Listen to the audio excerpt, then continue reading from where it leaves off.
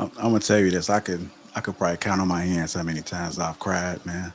I'm just not built like that, and that's just real talk. The message that I tell my son is you got to learn how to control your emotions. I don't want you sitting around here crying. And I told him the same thing my grandfather told me, which is when you're in a house full of women, you got to make sure they're good. You got to make sure that if there's any issues that they don't know, so you got to figure it out. So I still believe in still pushing that message. I'm not going to sit here and tell them to cry. I say, if you need to talk to somebody, then go speak with somebody.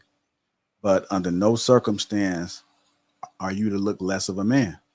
And that's just how I am. I see people in the chat, they tell me to read his book. I'm just not conditioned to cry. you know.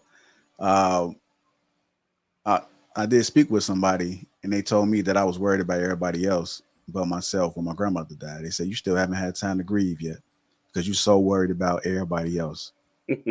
And I kid you not, she was. You might as well say that she was a mother because from a teenager on up, I was with her. I was with her. Like I was her favorite. I was her first grandchild, and I just didn't cry.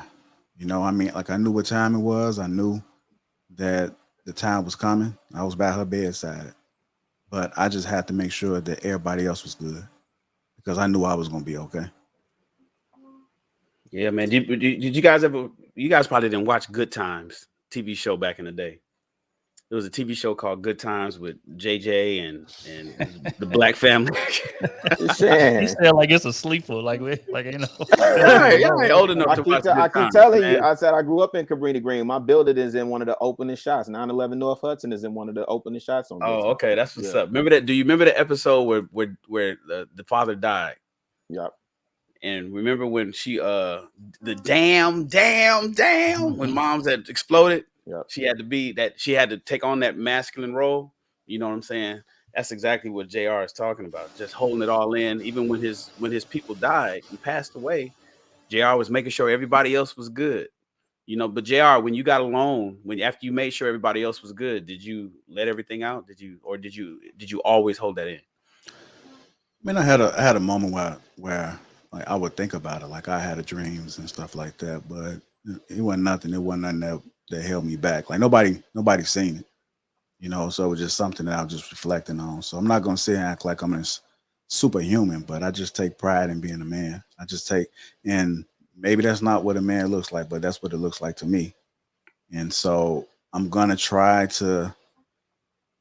I'm a hold firm in that. I'm gonna tweak it a little bit. So when I tell my son, I tell him like, look, if you need to talk to somebody, then talk to somebody. If you absolutely can't figure it out or you can't control yourself, then go talk to somebody. But these are the things that you need to do as a man.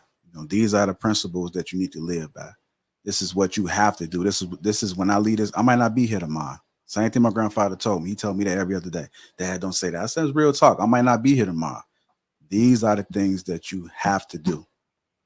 You can't go chasing these women. I talk about them with women. You can't be chasing up behind these women. I said, you are a king. You need to carry yourself like a king. You need to stay away from all that bullshit. You got the potential of being further than anybody else that's around you. None of this stuff matters. None of these brands, none of this stuff really matters. So it's a list of things that I'm preaching to my son. And regardless of what everybody else say, and it could be some truth to it. I'm just not willing to bend on certain things because I know ultimately I think I'm doing good what I'm saying. I'm bending a little bit. Go speak to somebody. But I'm just having a hard time sitting here telling him to be emotional. Just all over the place, just crying. What you crying for? I don't get it. Yeah, Right. and I think I was watching that video. I've been following Jason Wilson. Um, I've been following him for years, since he was in this group called the Union out of Detroit, and he's been doing community work for years. And then one of the first ways I got reacquainted with him was the video that went viral with the young blood that he was teaching that couldn't break through. He was trying to pass the initiation, couldn't break the board, and the young blood, kind of broke down. I think his dojo is like the Cave of Adullam.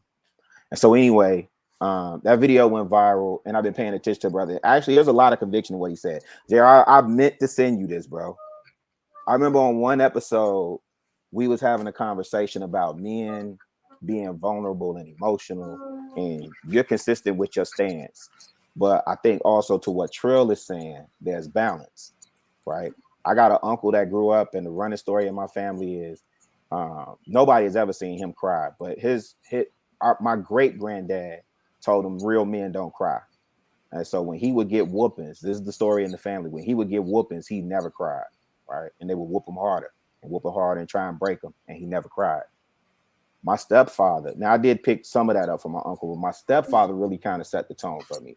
My stepfather showed me how to be a man, but also be vulnerable and transparent and still maintain your position, right? So I do understand when people see me in certain spaces sometimes, like on these platforms, it's one way, but in real life, you know, I am who I am.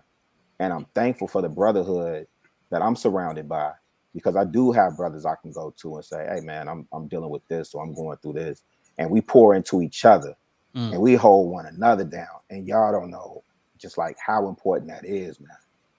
Dudes could be at their worst and be at their breaking point, man. I done talk some brothers back from the edge, man. And we don't have these spaces where we allow other men to come to us and say, man, this hurt me, or, you know, she did this, or the job did this, or man, the weight of the world is on my shoulder. I don't know how I'm gonna pay this bill, man. I don't know how I'm gonna do this, that, and the third. And when they transparent and vulnerable, oh man, you a sucker, man. Don't be sitting up there crying. I'm thankful. I'm not saying people that move in a specific way like that, I'm not saying they wrong. I just know, or I just feel for me, there's a balance to that. And you gotta have a healthy way to vent that frustration, to vent those emotions. Now, the truth of the matter is, once you vent it, man, let that junk out and let it go. Let it go. And once it's gone, right? So like for me, when, like I tell y'all, you know, one of the worst times, one of the worst breakups I had was in Detroit. And I had moved to Detroit from Atlanta, spent 20 years in Atlanta, built a very comfortable life for myself in Atlanta. Moved to Detroit on one premise, it ended another way, right? And I went through a spiral of depression for about 6 months. I could not see the light at the end of the tunnel. I did not see myself coming out, right? But I had some brothers, and they were in a whole nother state, 2 different states. One of them told one of my guys, he told one of my other boys, he said, man, I'm worried about D, man. I'm worried. I think he gonna do something. I was never to that point, but he's, man, I think he gonna do something to himself. And he said, nah, he just need to bump his head enough times. He'll be all right once he get through bumping his head. He know better, right? And when he told me that, it almost like something clicked, right? But I was deliberate and diligent about the moments where I needed to have a moment and process that pain and that hurt and that disappointment. I had that moment.